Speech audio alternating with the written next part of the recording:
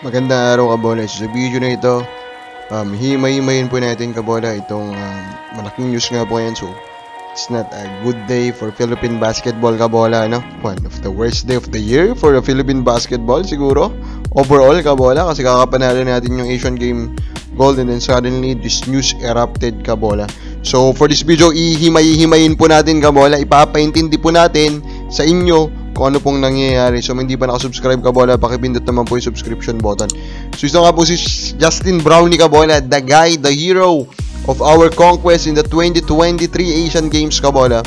He fails an Asian doping test kabola.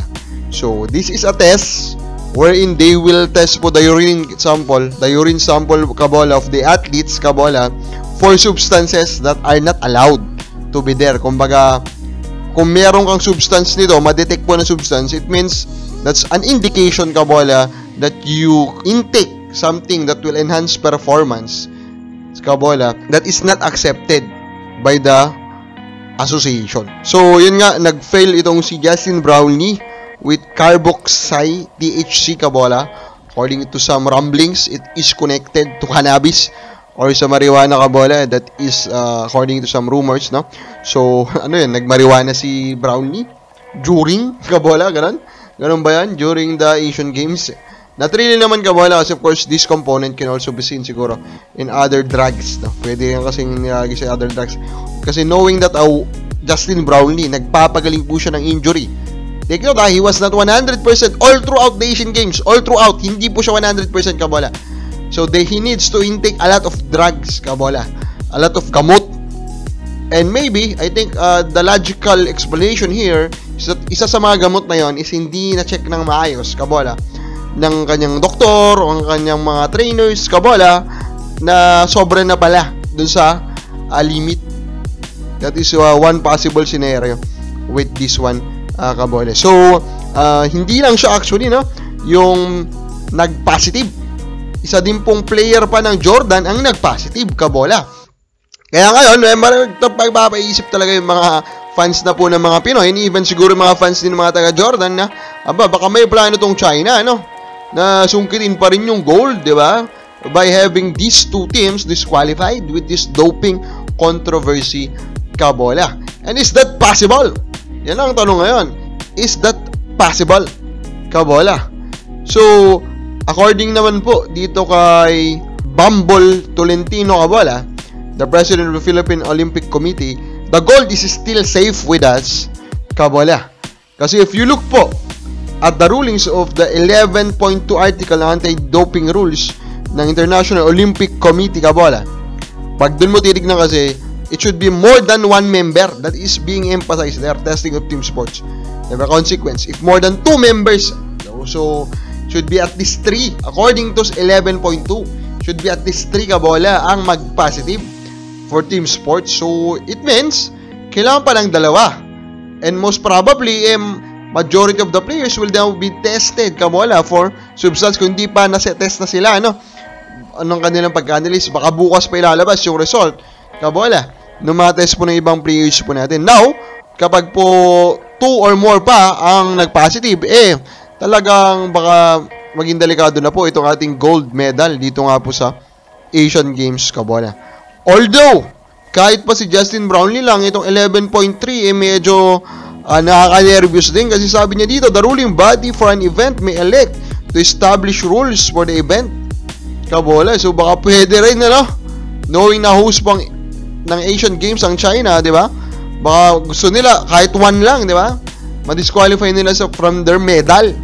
Pwede pong ganun, kabola. Pero I think kung ganun man po yung rule, malamang aware naman po ang ating POC dyan. Kasi it should be announced before the competition. Diba? Yun yung logical way of doing it.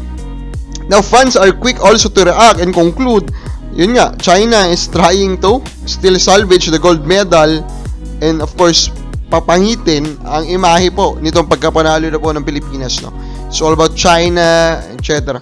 Pero as I look at it, I think that is a conclusion that is too quick for fans po to have, kabola. Kasi look at ITA and looking at their past and looking at the news about them, they have quite a little bit of controversy compared sa USADA, kabola, sa and etc. Ano? Medyo ito talagang ata yung pinaka nire-respeto na taga-test ng mga ganito po kabola. Itong ITA po na ito. Kasi nga po, actually last year lang, sasabihin natin China yung may pakana. Para imposible Kasi last year lang po, ang ITA, alam nyo ba, that they failed. Then itong 3 times gold medalist po sa weightlifting ng China. Diba? Saya-saya natin kay Dylan Diaz, diba? When he won that. Pero itong China, meron silang 3 Olympic gold medal, 3 beses sa Olympics kabola, na nanalo po ng gold medal sa weightlifting. And he failed the test of ITA. And ITA stand with that result. Itong si Xiaojun Liu. So sa mga ganitong klase po ng resulta na nakikita natin, for me, mahirap naman i-conclude natin, diba? Na ganun-ganun na lang, na ito pong ITA, madali na lang po napapakiusapan ng China na, sige nga, itong Pilipinas, baka bigyan din mong bigyan ng leksyon, no? Pag gawin mong positive, itong si Justin Brownlee, parang ganun, diba? So, parang napaka-imposible sa atin yan. Now, the next question is, what's next? What's next now that nag-positive na nga itong si Justin Brownlee? What we can expect now is that Justin Brownlee can, of course, have his set B ata of sample be tested. I think that's the next step for that. And it's set at October 19. Kabola. Diba? So, kung itong sample B niya is mag-negative, I think okay na tayo. Pero yun nga lang, pag nag-positive ito, kabola, wala na. 2-year suspension na po ito ng Brownlee. Dun po yung mangyayari. 2-year suspension na po agad. And of course, Justin will need to do this. Diba? To prove his innocence. Diba? Kasi hindi niya ito yung igagawin, he will never prove his innocence, kabola. Now, ganito yan, no matter what is the reason behind, kahit pa sabihin na natin, of course, I do believe naman that Justin Brownlee is not doing it on purpose. Pero kabola, kung ito po ay talagang na-intake niya, kabola, kahit pa hindi on purpose, wala pa din po, kabola. Ganyan pa rin po ang mangyayari. So, 2 years ban. Imagine that at his age, for me, that basically will end his career if he will get a 2-year ban. And I think 2-year ban means the PBA will need to honor that also. In short, yes, Justin Brownlee may end up not playing for 2 years in the PBA. Ganun po ngayon kaseryoso itong sitwasyon po, kabola, ng Barangay Ginebra, ng Gilas, Pilipinas, at nitong si Justin Brownlee. So, let us hope for the best, kabola, na yung ito nga pong set B niya will not be positive para tapos na lahat. Pero kung mag-negative man po yan, kabola, edi okay na. Diba? Back to business na tayo. Pero kung nag-positive yan, kabola, then I hope Justin Brownlee will still find a way, no, to play it in the PBA.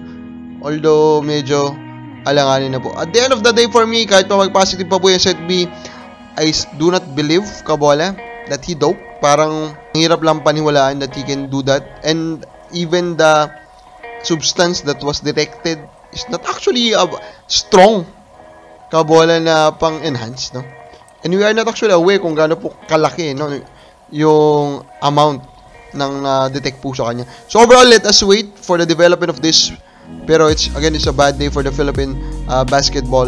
Let's hope that tomorrow will be much better. Kabakabala sa palagay mo, ginawa nga ba ito in purpose ni Brownlee? Comment lang po sa baba.